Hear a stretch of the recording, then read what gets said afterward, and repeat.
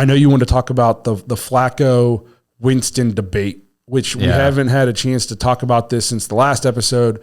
So go ahead. Well, I mean, we've been talking all offseason because it's been the topic of Joe Flacco for the Browns in 2024. And I feel like we've kind of had the conversation, three of us on the show talking, I don't know if he comes back. I mean, we love what he did. It was great. It was a ton of fun. Just don't really know if he comes back. I mean, he's 39 years old, threw a shit ton of interceptions. Like, he just doesn't really fit the mold for what people don't remember. He was a last resort last year. And when we signed him, even we on the show were like, really, Joe Flacco? You know, and nobody expected him to come out and do what he did. So that's why whenever it kind of started with Mary Kay, and the Cleveland media was cracking me up because on Twitter, if you follow her at all, she was pushing hard to get Joe Flacco back in Cleveland. Everything that she wrote, it was all emotional, opinion pieces about why the Browns need Joe, bring him back, all this stuff. And then it immediately turned to, well, it looks like the Browns might be signing Jameis Winston. And then she went back to like something about, oh, wait, no, we need Joe Flacco. Never mind, we signed Jameis Winston. And so she was back and forth trying to get her wishes, completed through Andrew Berry, which didn't happen, obviously. And then Tony Grossi, I thought, was going to have a mental collapse online when we signed Jameis Winston. And it all started, so he tweeted this out.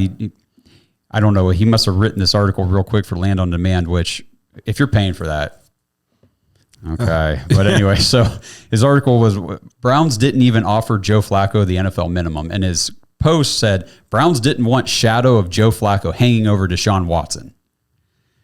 Okay, dude, you need to maybe chill out a little bit. First of all, Deshaun Watson is a 3-time Pro Bowl quarterback making $230 million guaranteed over his time in Cleveland. There ain't no shadow big enough to hang over Deshaun Watson. I'm sorry. Just not happening. And so since then, though, he has changed that post on Twitter because he got a lot of backlash on that. But it was whenever we announced Jameis Winston was signed, just an incredible development. Okay, they were talking about for like 2 days before this. If you think come back, he would have been back right away. Yeah, exactly. And then can confirm Browns didn't even offer Joe Flacco a split minimum contract, which is even a worse offer than full minimum. Shake my head. The team's season was saved last year by a backup quarterback. They won without Watson. Weren't you watching? And hang on. It just there's more of this too. I'm trying to go back through all his stuff because he was losing his mind. Oh, here we go. Quieting the if he's so good, how come nobody signs him crowd. Same deal the Browns gave to Winston whenever it came out that Joe Flacco was an $8.7 million, $4.5 million guaranteed, which is basically the same as Jameis got. We're bitching about a backup quarterback who's 39 years old. Exactly. And here's the deal is Flacco's success has more to do with Kevin Stefanski than it does with Joe Flacco. I don't want to take anything away from the guy, but he hadn't played like that ever. No, and the Browns had to revert some offensive philosophies last year because our running game was ass. The running backs weren't very good. The offensive line was a lot of backups. I mean, things were decimated. Yeah. So Kevin and Joe it clicked at the right time in the right place. But I mean, Flacco actually got $500,000 more guaranteed than Winston. He'll also back up a dual threat quarterback. Is that really a scheme fit? You have no idea what the Browns scheme is. Guess what? Neither do they. I hope the Browns know what their offensive scheme is going to be. They brought in a freaking ton of different guys to develop this. Well, it just blows my mind. And here's the thing. I actually got a text from my dad about it was a joke to sign Jameis and not Flacco. I was like, well, why?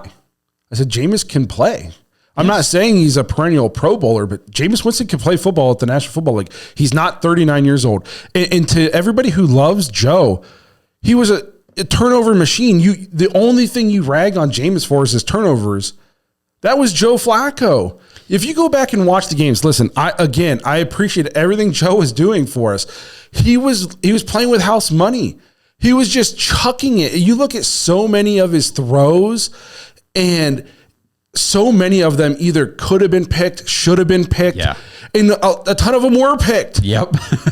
Yes. You know what I mean? But he was just playing with house money. He's just out there winging it, and people were making plays like that. You're not gonna you're not going to live and die with that. We're going to change the system. Jameis Winston, for the record, threw for over 5,000 yards in one season and over 30 touchdowns. He threw 30 picks. but still. But what do you think Joe Flacco was on pace to? The guy that you just can't get enough of. So it's just, we are not bitching about a backup QB. We're bitching about the starting QB. No, you're not. No, you're not. I didn't hear anybody say, we should have signed Flacco because he's going to be our starter. No, you're mad we signed Flacco or Winston over Flacco. No, and DW, like I said this a million times, I knew we weren't bringing Joe Flacco back because the fan base couldn't handle it. Why would you put this guy behind your starter, and then if your starter throws one bad pass, the entire crowd will lose their mind? If you wanted Joe Flacco back, then you as a fan base should have shown that you're mentally tougher than 4-year-olds for the last 30 years. And just remember, if you were demanding Joe Flacco come back and also that he be the starter over Deshaun Watson, how many Browns quarterbacks can go out in the wild card game and throw back-to-back pick sixes and it still be the fan favorite? Come on, guys. Come on, you sound dumb. Again, if you're really that sad that the Flacco, it's your fault. Because this is a fan base that has been slobbing on the knob of the backup quarterback of this team since I was born. There's been no more popular person than the backup quarterback in Cleveland. And I know Josh's camera went black. We've been having some technical issues. We were hoping to avoid them for the whole episode, but there we go. But yeah, you've been upset and you make it loud. The media is terrible. They'll write articles about the backup needs to be getting in. So yes, Deshaun Watson could handle Joe Flacco being on it because he's secure in his contract and he knows what he can do on the field. You are not secure enough. You would bitch and complain. You would be a distraction. And if you're the Cleveland front office, why would you do that to your starter? It's the same reason Tim Tebow's not on a team anywhere. Obviously, he's that older now, but immediately after he wins a game in Denver in the playoffs and they ship him out, nobody wanted him. He couldn't stick anywhere. It's because you want your backup to be a guy who can come in and play but when he's not in, you don't even want people to know who your backup is. And the only time that you get a backup that might be a guy who could come in and play and maybe start for you is whenever you've got a quarterback competition. Yeah. There's no competition here. Zero. So it's again, if they put a distraction on the team, all you would do is complain about how the front office is causing distractions and they don't know what they're doing and they're causing problems. There's no winning with some of you people. And I saw somebody post this too, and I fully agree. The Browns brought back Joe Flacco. The Cleveland shitty media would have been pushing that narrative all training camp. Yeah. To get Flacco in there to be the starter. Flacco was the savior. Forget about Watson. Get Flacco. The Cleveland media this is where everything resonates from. Like all the discourse in the fan base and the hatred among people over stupid things. It's the reason we have a podcast. I've told people that. I said, because people will say, oh, I don't watch RBS anymore. I said, RBS was one of the main reasons why we started this podcast. Because we just couldn't stand it anymore. Why do you two love DW4? We don't go back and watch any episodes, and I've said he needs to play better. The problem is I'm just not a moron. I can think about football decisions critically and understand you don't bring back a distraction as your backup. You don't bring back a 39-year-old who led the league in turnovers in 7 games. It's a flash in the pan. And good for Joe Flacco. I agree with him, or I'm happy what he did, and I'm happy he went and got a contract, but he wasn't going to be a starter anywhere. Right. Okay. And it's more about the fact that Kevin Stefanski can just make a meal out of crap with these quarterbacks he's done. He did it with Baker for a season. He did it with Jacoby Brissett for a season. And he just did it with a combination of quarterbacks last year and culminating in Joe Flacco.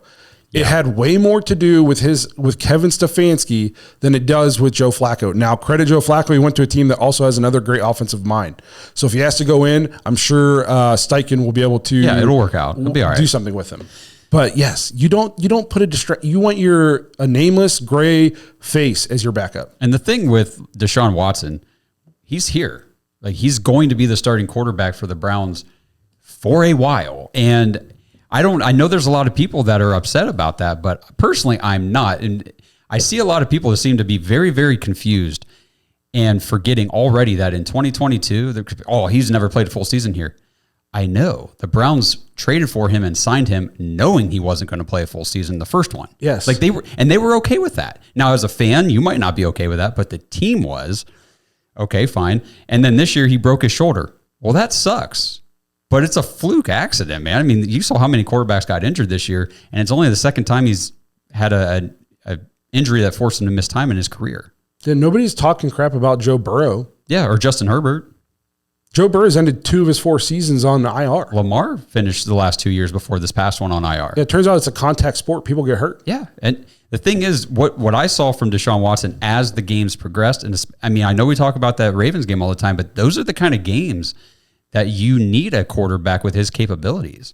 Do you think Joe Flacco's doing that? Coming back in that game and making 14 of 14 passes and not turning the ball over in the second half and leading the team to a comeback victory? Considering he couldn't play a game without turning it over, I'd say no. I was so geeked when we got DW. Still believe he's the best quarterback the Browns have ever had. But even for me, it's time. Needs to happen this year. If not, it was a massive mistake. I agree with like 98% of what you said. This is a make or break year for me mentally. But it's, again, like if it doesn't go well this year and he's hurt again or whatever, and then we go to the Super Bowl in the 4th year of his contract, nobody's going to remember this year. Exactly. So we have to reserve judgment. And I told my old man this. I won't grade the contract until the contract is done. And then 2, even if worst case scenario at the end of the contract, it was awful. We never get anywhere. He's hurt most of his time. When he plays, it's not good enough. I'd still make the move 100 times out of 100 because I want my team to be aggressive, be ballsy, not be afraid to take the big swing, and to go out there and try to get better and win a Super Bowl. You're not going to do that sitting on your hands. Just like everybody who's complaining about it, you would have complained if we didn't upgrade. Exactly. And you mentioned this earlier in the show already. The things that having Deshaun Watson on the team allows us to do is totally worth the move in and of itself. I mean, we have, and whether you agree with it or not, we have a franchise quarterback capable of playing at a high level. Other free agents want to come here and play. Correct. And that, even if he's hurt like last year and not on the field, guess what? Those guys who wanted to come here and play because he's here, they're still here on the field playing and winning games. And that's why we were able to do the things we were able to do last year. So we don't have to worry about the quarterback position in the draft or free agency or try to make a trade. Like the Browns are good. They don't, that position is taken care of. They don't have to worry about it. And as long as that one's taken care of, it makes all these other ones much easier to put together. Yeah. I saw the biggest reasons I heard people, they didn't want the money. They don't like the money he got. It was going to cripple the franchise. Giving up all the picks was going to set our franchise back. Well, 1, we have second most cap space in the league right now. 2, this is our last year without a first round draft pick, and our roster's still loaded. Yep. We're right back to having first round draft. We're literally back at square one next year. Yeah. And we're coming off an 11-win season. So all the reasons, all the football reasons I've heard why they didn't want the trade and we gave up too much, blah, blah, blah, blah, blah, none of it has come to fruition. Nope. None of it's hurt us one bit. So it's just, people are just, they don't think. They read headlines and then they just react. Mm-hmm. Nobody thinks. Drives me nuts. No, there's not a lot of critical thinking going on in society right now. Like anywhere.